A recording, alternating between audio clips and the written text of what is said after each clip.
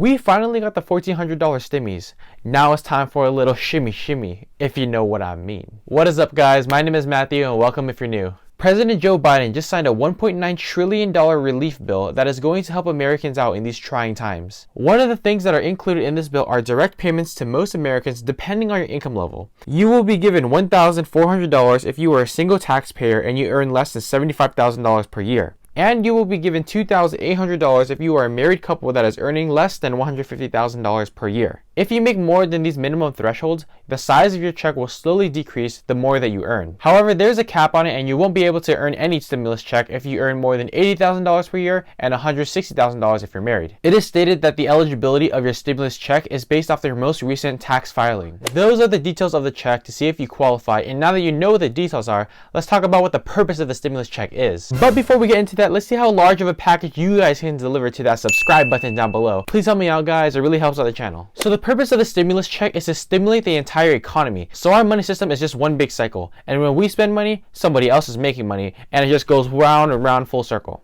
This way we can have more jobs, businesses will be thriving, and our economy will be doing really well as a whole. However, when you receive the stimulus check, you are receiving free money from the government, and that money from the government allows you to do whatever you want with that money. There's no boundaries to it. Money from the gov is what us Americans love. I mean, who wouldn't want free money, right? However, we really need to take into mind how much this can affect ourselves in the future. When the government is giving out stimulus checks, they're just printing more money and adding more money to our supply. And that just means that our dollar is worth less and less over time. Now, one thing to fight a dollar that is weakening is to put our money into assets that are going to appreciate over the long run. Now we've come to the point where I need to tell you the 3 ways to invest your $1,400 stimulus check. The first one being to just invest in yourself. Going into this, you could pay off your debts, and this can just lift a little weight off your shoulders as you're trying to make your way through life. Typically, you want to pay off anything that's above 5%, and this can be accrued interest from credit cards, car loans, or even student loans. Now you're wondering why I chose 5%, and here's my reasoning why. If you invest in the stock market, your average return per year will be about 8%. So if you have a loan that is well under this at 5%, you can control more money at a pretty cheap cost. Without having to pay off those debts, you could put that money that you would use to pay off those debts in the stock market and let it grow with the potential that it can gain an extra few percent in the course of the next few years. In theory, you should earn 8% return on average per year by investing in something that tracks the overall stock market. You really want to make sure that you're paying off your small debts as well, and these can include something like a credit card balance that's a few $100s per month. And just by getting something like this out of the way, you're knocking off small debt, and by knocking off small debt, you feel like you're accomplishing something and you're working towards a bigger goal. Now, when achieving and tackling those bigger debts, you'll feel like you accomplished more and you'll be able to work towards that in a more efficient way. Just by doing this, you'll be able to put yourself in a debt-free mindset and you'll be able to get some of that bad debt out of the way. You can also put this money into education like books, courses, tuition, and even supplies that you'll need for school. If you need something like a tablet or a new computer, then go ahead and buy that. But only buy it if you truly need it though.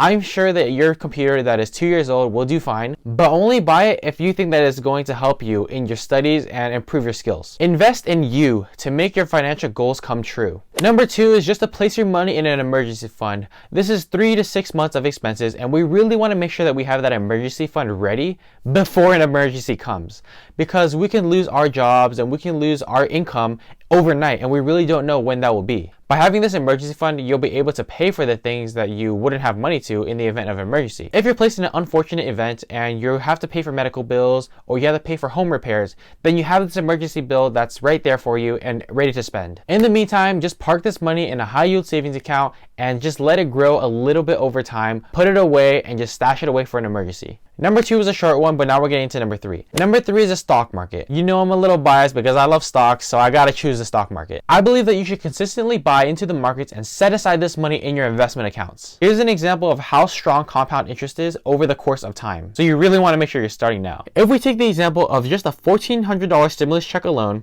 and we compound it at 8% per year every single year, over the span of 30 years, you will have just over $14,000. But get this, if you take that stimulus check and add $10 every month to your investment accounts for the span of 30 years at an 8% return per year, then you will be able to have more than $27,000 I'm sure you can cut down on that coffee once a month and just make that $10 payment towards your investment account. It's really going to help you in the long term. My suggestion, if you were to invest this money into the stock market, is to buy an ETF like VOO or VTI, and these track the stocks in the stock market, and you have a whole basket of companies. If you buy an ETF like this, your money is really spread out through hundreds of companies. Now, if one of those companies fail, it wouldn't really matter because you have another company that will probably do well and make up for it. Now, the pros of this is that it adds diversification, and you really don't have to dig into stocks and choose the one stock that's going to do well over time. That can take a lot of work and research, and it's really not for everybody. However, if you're up for the challenge, then you could choose a stock of your own and invest that $1,400 stimulus check into that stock.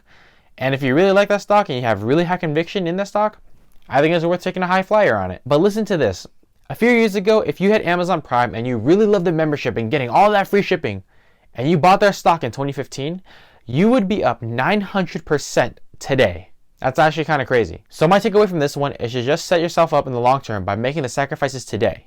In the future, you'll thank yourself by not spending your money, but investing it. So there's two ways that you can tackle this. You can split your $1,400 check 3 ways by investing in yourself, investing in your emergency savings, and investing in the stock market. If you put your money into all 3 of these, then your money will just be more spread out and in different avenues. Or you could put your $1,400 check into one of the methods that I told you today, and once you finish that first method, then you can move on to the second one and then the third one. Just by finishing one at a time, then you'll feel more achieved for each one that you finish, and you'll be able to get through all of them just by having that goal and having that goal setting for yourself. Take the small victories and work towards that big goal of yours. It's really important to stick to a plan and just be accountable. You really want to make sure that you're writing down these things and putting things in your planner.